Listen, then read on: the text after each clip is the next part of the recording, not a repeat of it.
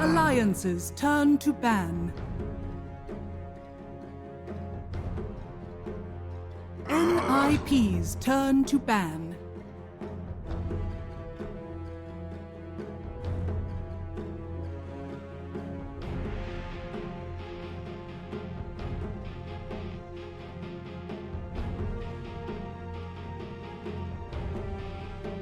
Ten seconds remaining. 5 seconds remaining.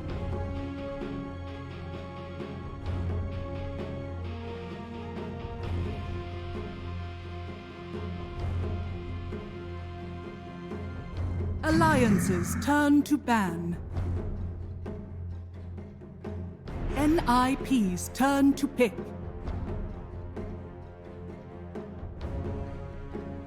Alliances turn to pick. Clockwork!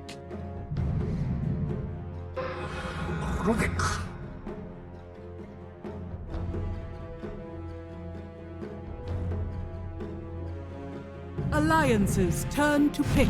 Crystal Maiden.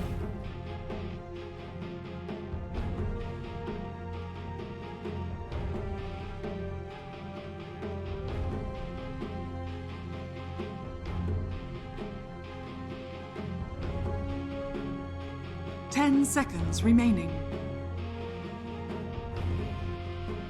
5 seconds remaining.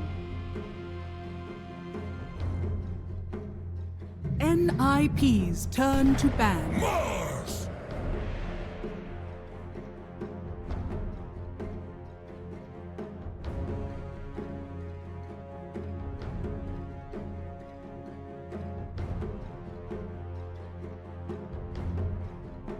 10 seconds remaining. 5 seconds remaining.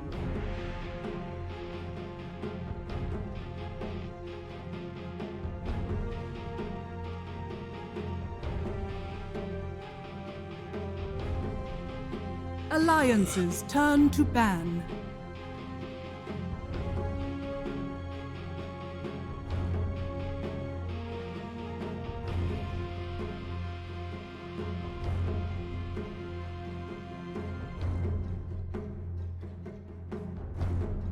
Ten seconds remaining. 5 A new seconds and interesting remaining. storyline is starting to develop right before our very eyes. And Ninjas in Pyjamas are one game up here in their series against Alliance, where they come in as the underdogs. But now, as we get ready for our Game 2 draft, it's going to be an uphill battle here for Alliance to bring this back to 1-1. Go.QO, Game 2 draft, NIPs coming around the corner. turn to ban. Yep, I mean, let's just see if there's going to be any change when it comes to the drafting for both teams. As I said before, I don't think NIP should change too dramatically because it's working, obviously, what they're doing. And they Alliances turn felt to like they've ban. been performing a lot better with, obviously, what they've been playing. So don't change what's not broken, right? Yeah, from Alliance point of view, I don't want to see this like hero getting banned. Like they play 3 games and they play 3 life stealer. Yeah. Yeah. So you want to see Charlie on something a little bit different? Yeah. It's kind of 10 like what we were seconds talking about with remaining. Yellow Submarine as well. We were like, you know, we want to see Yatara on something that's other than a 5 Faceless Void. seconds And remaining. he picked something other than Faceless Void. They did lose to an insane team in Team Secret. NIPs Yeah. turn Can't to really take ban. too much stock from that. But now Ninjas in Pyjamas are a little bit deep into the draft. Lifestealer banned, boys, so Yes. he that's a doesn't good have to play change. that. I mean, the Clockwork is a fine fit because it replaces Tiny, and they generally play Arrow on these heroes, these roaming 4s that can enable their team to 10 play seconds faster remaining. or just get an advantage in lane phase. But then I see a Crystal Maiden. I mean, you were 5 seconds you're hating on remaining. this hero, I'm sure. It's just like, it's one of those Alliances heroes turn that can to really just get ban. binned. Like, you look at this Mars hero and he's going to walk up to her. Yeah, you might frostbite, but he's still going to just chase you down. You're going to die. It's going to be a feed machine and become an aura bot, you know? Well, we do see a change on Alliance's opener here, which gives them a little bit more team fight as well as some options to actually be aggressive and gank. Obviously, last game didn't 10 really have those seconds options. remaining. What do you think about these changes, Kyo? 5 Nothing seconds remaining. Nothing at all compared to the Just- previous game. Just nothing. just nothing up there. No comments. I really like this like Clockwork against Rubik like pickup. Like I think all these Europeans, whenever there's a Clockwork coming out, they just instantly just lock in this Rubik. Mhm. In Southeast Asia, people tends to pick Mirana more often, just Yeah. because you can just evacuate like from whatever the cog is, and yeah. But I want to see maybe like pause 5 will be coming out, and Yeah. another like a pause 4 with something that can deal with this, cog again. Well, Yeah. the good thing is FNG has played it in this tournament as a position 5 as well, so they do have those options, which is really good. But right now we're looking at the bans here. They've banned out the Drow And the for Terrorblade. NIP, Ember, and Terrorblade. Yep. As for Alliance, give us the What do we think here situation? for the final ban, QO? There's got a Bloodseeker and a Juggernaut that's getting the ban. Bin? Ban? Yeah, let's go with ban. Maybe I want them to just. There's nothing to really ban here. Yeah. I feel like they can either ban Alliances pause turn 3 to that pick. can annoy the carries they want to pick. So, and then they ban Banner. Yeah. Well, there's one hero that's not banned, and Saberlight was pretty good on it, which was the Beastmaster, right? So, Yeah, that's true. I mean, you don't like to have Clockwork plus Beastmaster in the 10 laning seconds phase. It's just remaining. not really that strong because you have double melee, and it's very easy to counter matchup 5 because they seconds can still remaining. pick a position IPs 5 to turn deal with to it, or even a carry. And I think it's very less likely now for the Witch Doctor as well, just because of the casket. Yeah, so FNG will be picking up the Witch Doctor, I'd imagine. Hanskin will be picking up that Rubik. He had an insane game last time he played it, getting some clutch steals and RP and stuff like that. So I'm sure he's looking for another standout 10 performance here in game seconds number 2. remaining. What about Ninjas in Pyjamas? What do you guys like to see paired with the Clockwork? 5 Well, seconds the thing remaining. here is NIP don't really tend to play for team fight. They tend to play very fast heroes, and for example, Lifestealer bombs. They're not very ulti dependent heroes, so they don't have those cooldowns to wait for. And they tend to normally play Void Spirits, Templar Assassins. So, I mean, Void Spirit here is still not being banned out. Not necessarily in the lane with the Clockwork, but just in general having the mid lane. They're very Alliances comfortable turn to playing pick. it. Luna. And we see Ooh, Luna. new hero Pog. Alright. Do we see something along the lines of, I know that we've got a Clockwork here, but maybe a position for rushing an Ags with a refresher? No, No? I'm Think sorry. it's bad? 10 it's seconds not gonna happen. remaining. Come on, man. Want to see something spicy, something different. But okay, well, let's talk about 5 Luna as a seconds position 1 then. remaining. A hero that we haven't seen in a very, very long time. And why is that, QA? Why do we feel like this Luna here not up to snuff when it comes to the one hero? I mean, Luna can just die.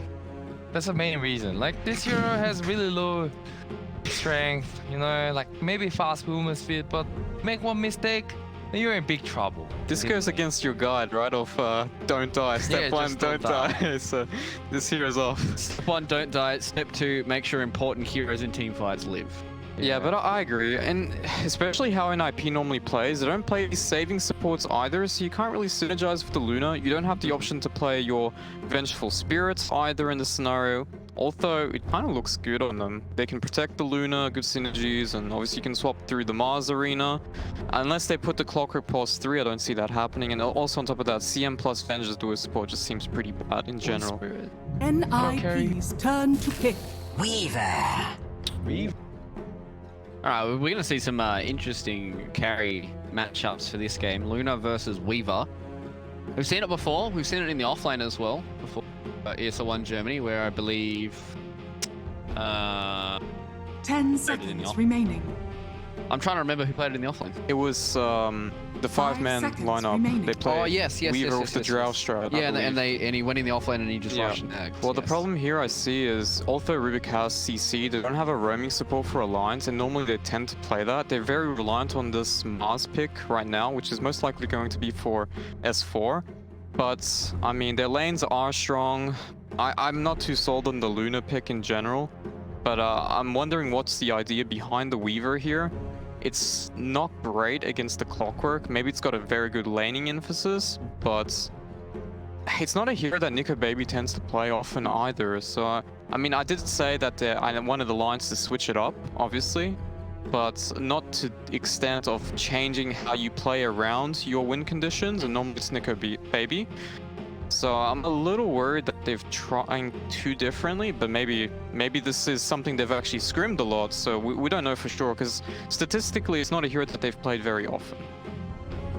Yeah, what are your thoughts, QO?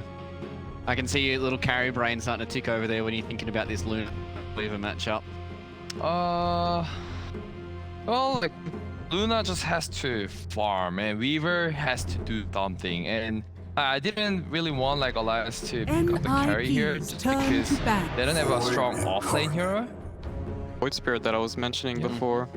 It's a very comfy pick, not cooldown reliant, and it plays very fast. And I think that's the idea behind NIP's lineups in most cases, and they're sticking to it.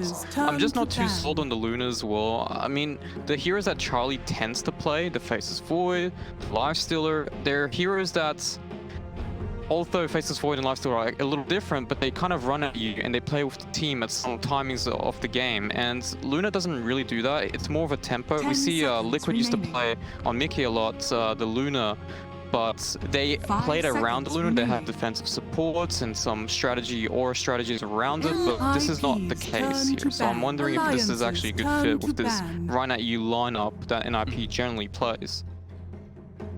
Get rid of the Zeus here, get rid of the Timbersaw on the side of Alliance as well, not wanting to that from Saberlight.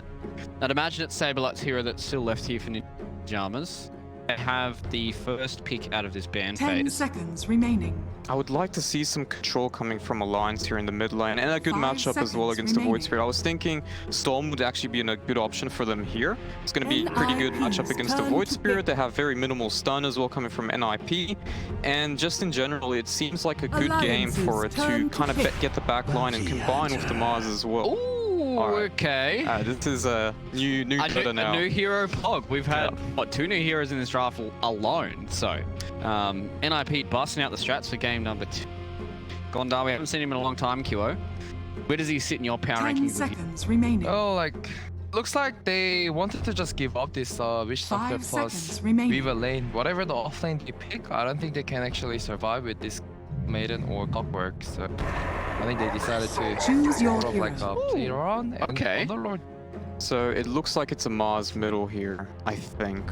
S4 head will be picking up the Underlord, I think. Yeah, it should be. Who spots Crystal Maiden and Clockwork here for NIP, so I'd imagine Saberlight's going to pick the Void Spirit or the Bounty Hunter. A little bit of a game of chicken between both these teams right now. Limp is picking up the Underlord. Wow, okay. So I was a little bit wrong there with S4's hero. Hanskin will pick... That's something that Void Spirit doesn't want to lane against, you know? High base damage, and you can just right click down. Like, Void Spirit hurt him too much. I mean, the Bounty Hunter pick seems good for NIP's lineup because they want to play aggressive and they can utilize the trackle to their advantage. But the Underlord pick is pretty smart too because Underlord is a hero that you stick with your team. So you kind of negate the option of NIP getting pickoffs and utilize the track, right? So we've got these two kind of playstyles that kind of the total opposite, I guess. Okay, so lads, where are we sitting here for our predictions of game number 2 for Alliance and NIP? I'm gonna say Alliance again. I like the ability of Underlord to kind of counter negate the usage of track here. So by just sticking, they can prevent track calls from happening. Right, Yuki, are you correct? Game number 1, can you be correct game number 2?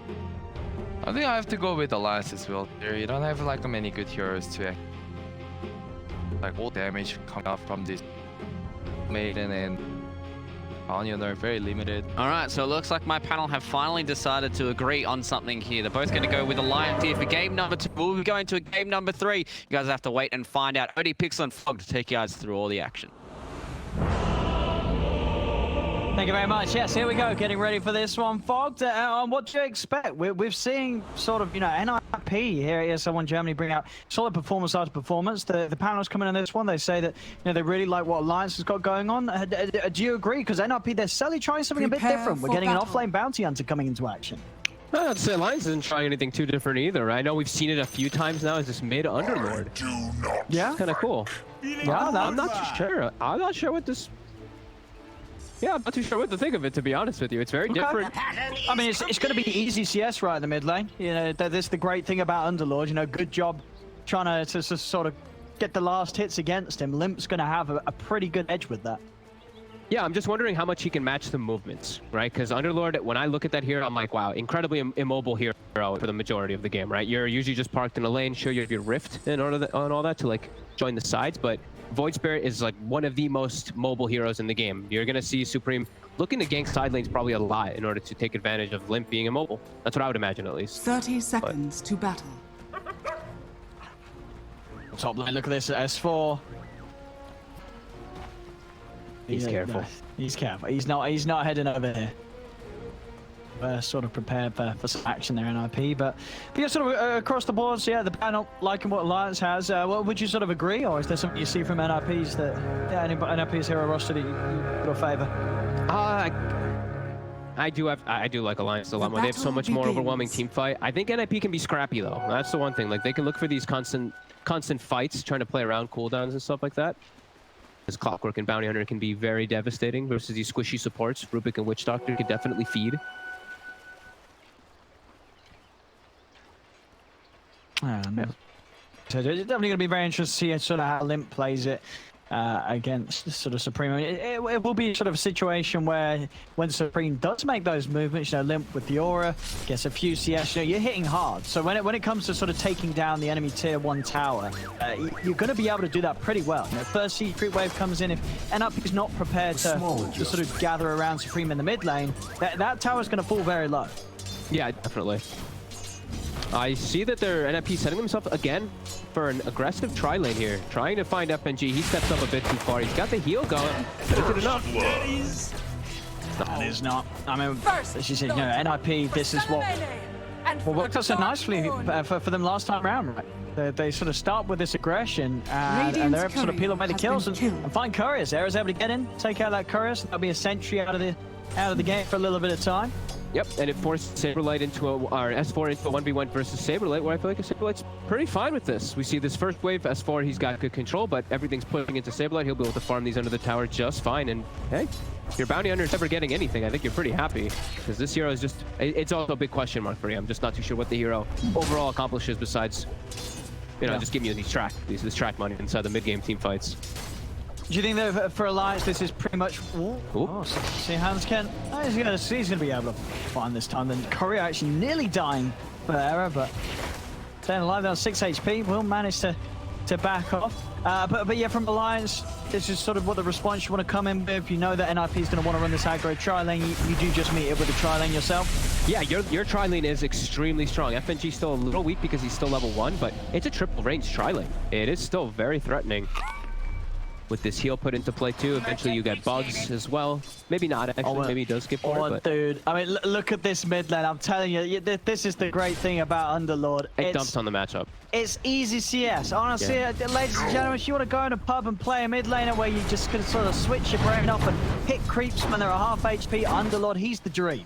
The easiest CS on the world, and Limp showing us down the moment. 14-7 against the 4-1. He also gets caught in the cogs with the sentry down bottom. They're actually able to set up for 2 of them, even though they have this strong tri-lane. They're getting smashed. They get the D ward as well, taking away that lane ward. I mean, it just seems to be something that NIP are very good at running, right? When it comes to running a tri-lane, we've seen it twice now in this series where they always know when sort of kill thresholds there. A hero, if it's out of position, they'll always get that kill. Yeah, they're missing some CS on Charlie, but it's fine when he's able to just get himself set up for some kills. Dire's courier has been And their killed. aura is strong. That is the thing. It's a tri-lane with a lunar blessing. So that base damage bonus, not negligible at all. And it's a sentry battle, really, as we see coming down into play down bottom. S4 actually able to get that courier snipe away from Saberlight. And S4 continue to...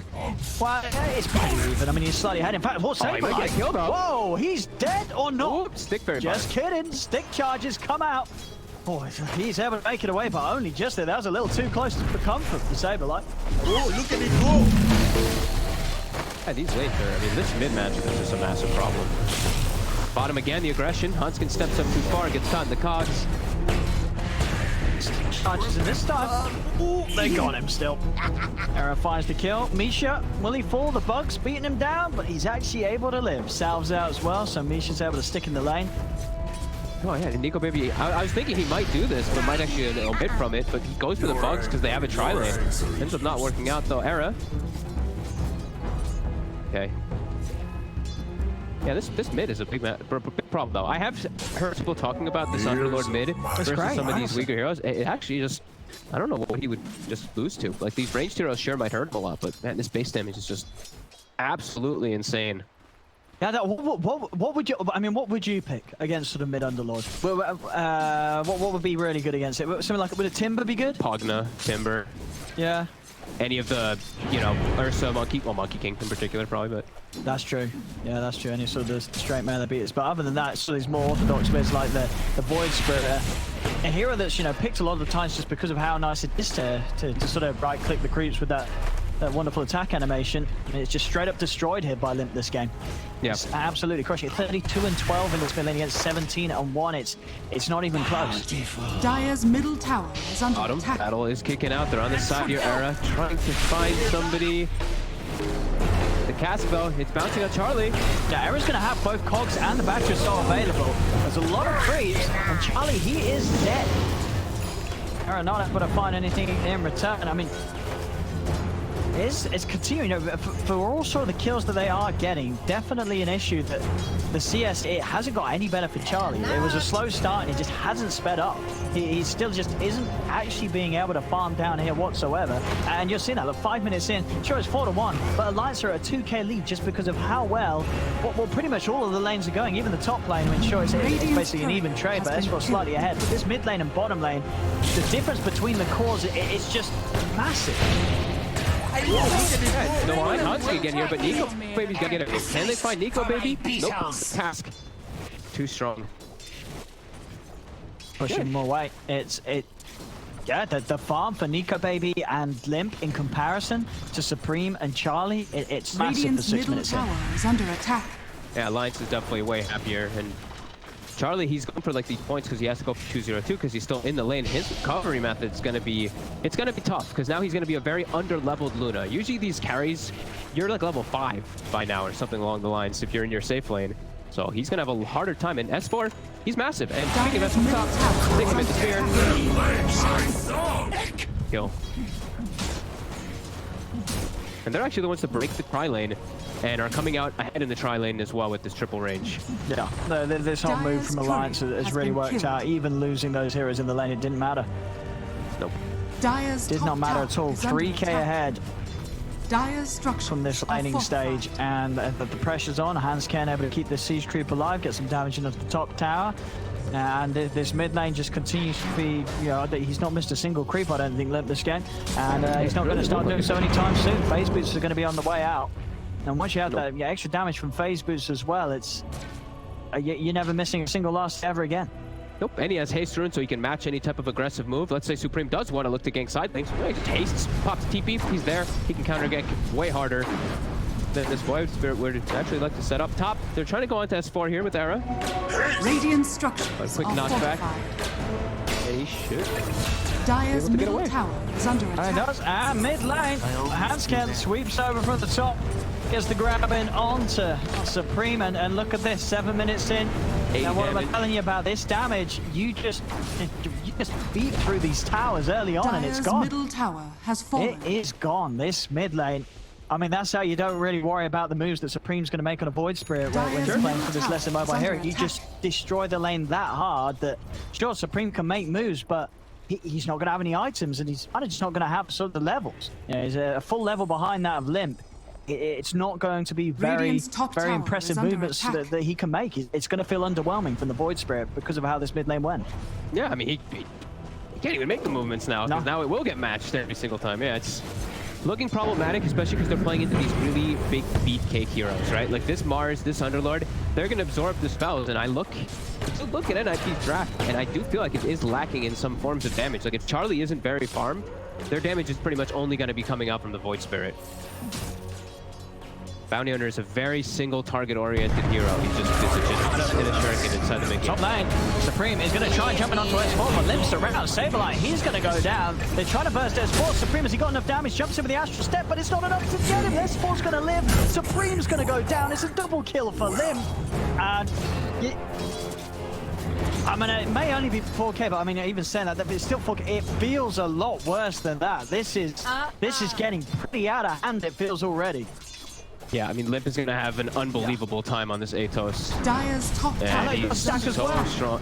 Oh, look at that. Oh, look at the damage. 210. Dude, look at his plus 240, plus 250, plus 258, plus 266. It just keeps going up. Nearly plus 300 damage at 9 minutes in. That's amazing. And he's got the faded brooch, so he's got the move. The one thing the Underlord lacks is movement speed. That's it. The mana pool too. He's gonna farm like a beast. And bottom, Charlie. Run away from a witch doctor. Under attack. Saberlight, despite having sort of that lane where he was able to farm, get the levels, yet to really be able to get involved in any action and use that track to sort of help his team pick themselves back up. There's just not been opportunities. The reason this hero has not been picked very much at all is he doesn't provide a whole lot. Misha pushed away by the spear.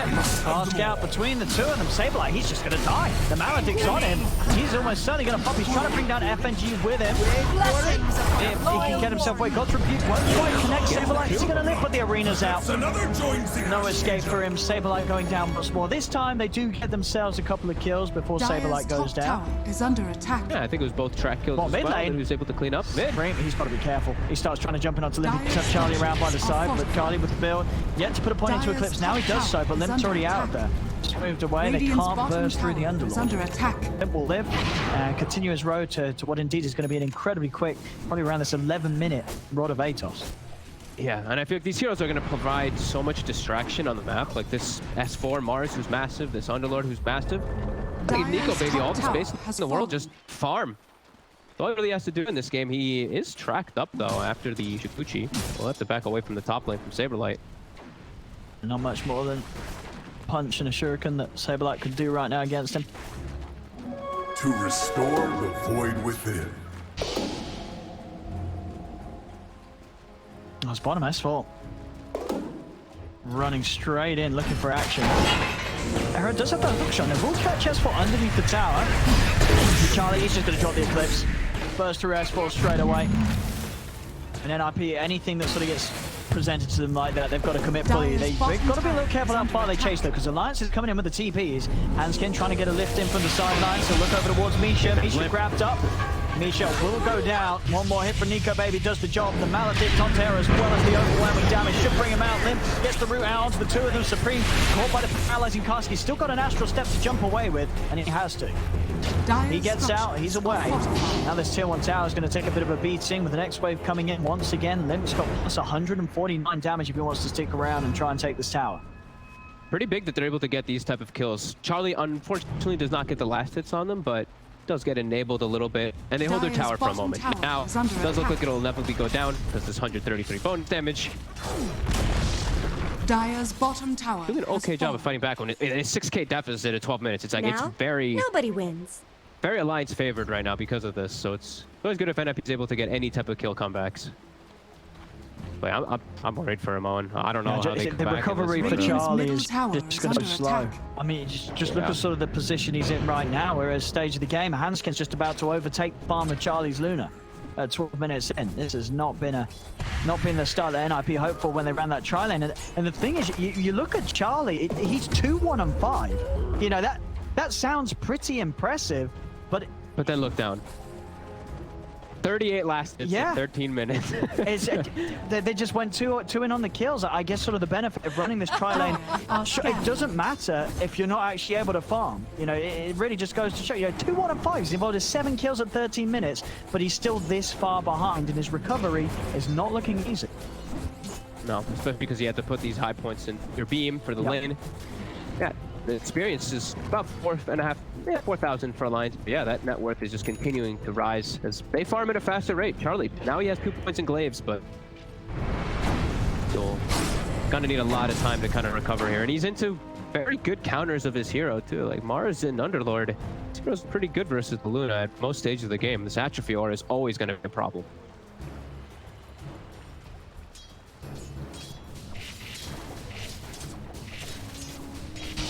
For NIP, I mean, they can't really go hunting, can they? They're not going to be the ones looking for a fight for quite some time now, and at least until Charlie has managed to catch up. Alliance, they're not giving that space for them. That's clear. to Supreme. They're going to have the arena into the spear. Limp just having this overwhelming amount of damage. Any sort of lockdown, if Limp's able to get on top of them, they just get cut through by this Lord and his plus damage. They have to all just play really around the triangle here. Yeah, this is really scary. Especially when you don't have a 3 position that can really just push out lanes either. This Bounty Hunter. Saberlight's having the best game for his team, but I'm still just...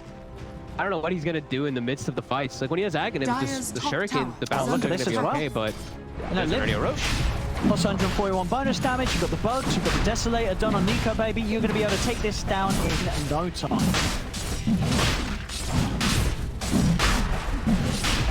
Perfect planning coming up, Alliance, everything really going in their favor. And he just trying to farm some mage. Radiant are scanning. Roshan has fallen to Radiant. Quick This will Roshan. come in handy. Seeing a level 8 Luna and then I see a level 12 Mars, I just have very high doubts for an to be able to try to recover this game. Yeah, the top lane Supreme. Alliance can just run around together, just constantly looking for kills. Their lanes Limp are... can find the rod. Supreme's going to have to be quick with the jump. Limp's getting right on top of him. I mean, between the pit and the rod and a cask and a spear, they've got more than enough. To my temple. It's important to savor some of the Looking rough special on. ones. As the Limp's actually just going to bypass behind the tower. He wants to get to this triangle. Oh, Charlie, you got to run. He knows You've this got is to the get only out of there. place. The only home of NIP right now. And they're gonna ward it. Ward the whole area. They're gonna block it as well too. FNG's thinking about it.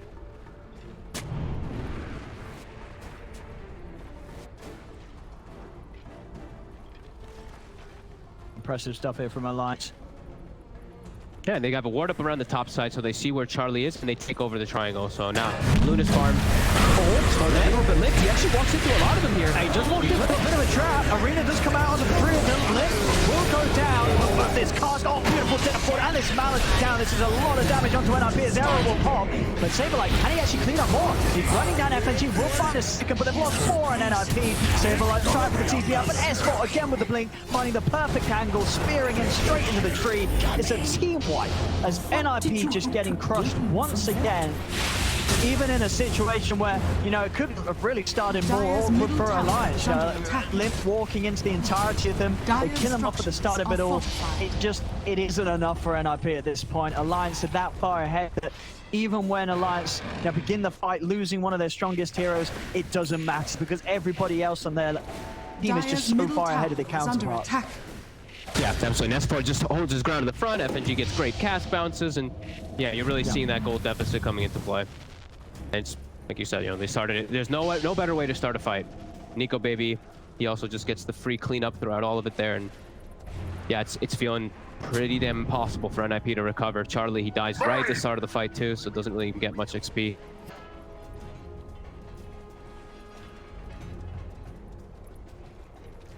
No funny business from Alliance this time around. Is again right back the lane, looking for Supreme. Top lane, Arena being dropped down. Erebus is able to make his way out of it, but Misha's going to be held down to the ball. Straight away with the spear, they take down one. FNG actually able to find the chance to hold his ground and get the death ward out. Era's on the run. S4's going to continue to chase him. Saberlight trying to look to get his way in, just start to lay out the tracks, but no real way to find it. This Charlie just running straight up to the north, attempting to get away from the Saberlight. Will manage to get in to kill off FNG, but it's going to cost him his life. The rest of Alliance just turns straight towards the bounty, and now they're going to try and chase for Era as well. And he gave track. Oh, it's the other thing. Hanski stole track. Tower is under attack. It's not getting any easier for NIP here. Radiant's top tower. They're just trapping fully on the defensive. They really can't do much of anything because of how these lanes played out. Yeah, Alliance just have the whole map is theirs.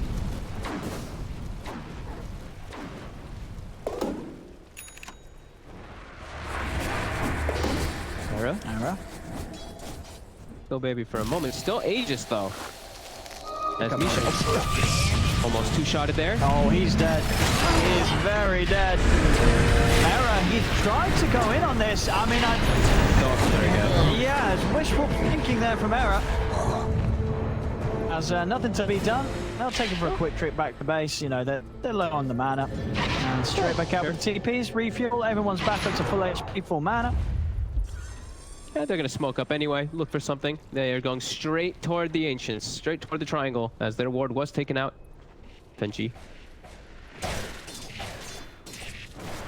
It's scary when your carry, as Charlie, is just threatened by the 2 supports too.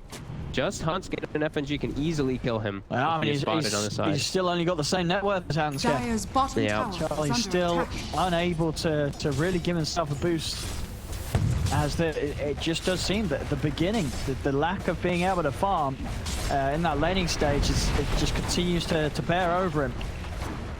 I mean, it really just feels like they're playing without a mid Dire's hero, bottom right? Like tower Super. is under attack. He just Dire's cannot bottom contribute tower anything to has help out fallen. either. 0, 6, and 2. Error. Looking at going for S4. Dire's bottom And tower well, is he's got under the pit set up onto the 2 of them. Marina out to the side. Well, managed to get the Yulza pits to bring the Supreme's able to jump out with the dissimilate. They're able to burn through Weaver the once. Deathward out to Aaron. Nico Baby's back up for another round. He's over towards Misha. Clumsy net holds the CM in place. He's up to the high ground. S4 tries to fish it with the spear. He does hit the God's Rebuke though. And Misha just explodes. And Supreme's actually lucky to get out of the fight there too, because the spear actually missed. So S4 actually whiffed it on his arena there. Yeah, And it's just a initiating. bit of a miscommunication. They both went in and Hanskin actually pulled him to the side with the telekinesis. Yeah. Rather than holding him straight in line with that spear. So, little mistakes, but with the lead that Alliance has, they can certainly afford to make a few of those without any worries right now. Yeah, and they did get what? I think what? 2 track kills? I think it was 2 track kills out of it all, maybe even more than that. So, yeah, in firm control. Now 4 of the top 5 net worths as the Rubik has surpassed. Oh boy. Oh my, yeah, that's... Oh, where's Charlie Ooh. going? Charlie is smoking out of his What? base to find a place to farm. Wait, what is FNG he runs right into what? He's just What? trying to farm What? anywhere. I And mean, he's dead. what's where? Why? Where? Why? No. I think he's feeling that this game is completely over. I think he was trying to smoke to the enemy Ancients to farm there, because he probably feels like he his was Ancients are smoking. impossible. Dire's top tower is Yeah, under attack. I don't know what he was smoking. I mean, well, he just went in and died. He is gone. He's dead, out of the game. This one feels pretty over anyway. I'll be honest. We're finally gearing ourselves up for a game 3. Radiant's Especially with bottom moves tower like that. is under attack. See, just a consistent linear growth here, both network Dire's and top tower is under XP for attack. Alliance this game. There we go. Up to the high ground, Deso, and again, just this incredible amount of damage from Limp. Take these burns down pretty quick. Dire's Fortification will buy some time. Charlie's going to be back in the game. Radiant structures are fortified. Both settings. They can do this, you know, just having this bit of restoration. Dire's Even top just a tower level has 1. fallen. A constant little bit of tick health. And then, But they keep pressing it forward here. Oh, they're actually not. Okay. They're going to look for trying to catch somebody, I guess, here. I think they could have just continued, but... no, so they've certainly got the power to do so. They could force it, but play it safe. Why not? Play it safe. just don't give them any space to breathe, right? I think maybe they're assuming, hey, if we're pushing top super hard, maybe this Luna now gets space to go farm Ancients. But no, they're actually just backing up and maybe just finishing off an item or two. Nico Baby does have a full Scotty. So. Yeah, he's holding on to that much money, rather it's spent. Trying, you know, as we say, they're not in a rush. They are not in a rush right now, Alliance. More than happy to take it at whichever pace, and there it is, Scotty done. Dire Now they are get themselves scanning. back in action. As NIP trying to leave the base with the smoke. This time coming out as a group. This ain't your sort of solo smoke out from Charlie. There's a group movement. Alliance, they're here though. Westfall's in. Spear onto the sidewalk with Misha. Eyes in a beautiful flurry of his ultimate. Limp's got the pit control onto Saberlight. Cast bounces as well as the death ward down onto him. As Saberlight falls. 2 quick kills for Nico Baby and straight over towards the top lane they go. Jump forward. Clumsy net into the spear. Doesn't quite clip onto the tree though, so Supreme will still manage to make it out of there. Maybe not. The pit's out. Any further lockdown there is. Supreme's away. He's able to live, but these top racks taken Dire's down top barracks are within under attack. seconds. In Alliance, they can look to sweep over towards the mid lane. Dire's Misha's brought top back. barracks has fallen. Charlie just managed to push out the wave mid, Dire's but middle still tower just is under struggling to attack. touch any of the net worth that Radiant the are top scanning. 4 members of Alliance do have. They just have to watch their base die. Dire's middle tower has fallen. stop this at all. Bottom lane. They're gonna try and going on to Handscan. Blowing the Eclipse will do it. They managed to kill Handscan, but they've lost 2 whole sets of racks in the process. They jump forward. Supreme tries for something. Can't get the Maledictus out onto. Yeah, they'll cancel that rift out. Let's Fallen are happy to stick around. The bug's onto me. Just here on a Supreme. He's into the tree. And we can probably expect a couple of G's coming out very, very shortly. As for themselves, Saberlight yet again.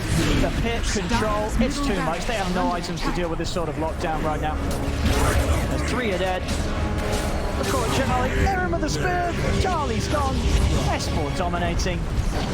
And there we have it, ladies and gentlemen. We're going to a game 3. Game 1. Looked pretty clean, pretty good from an IP. Then game 2 happened. Alliance came in with some fresh stuff. The Limp mid Underlord really did sort of seem like the catalyst for this all just falling apart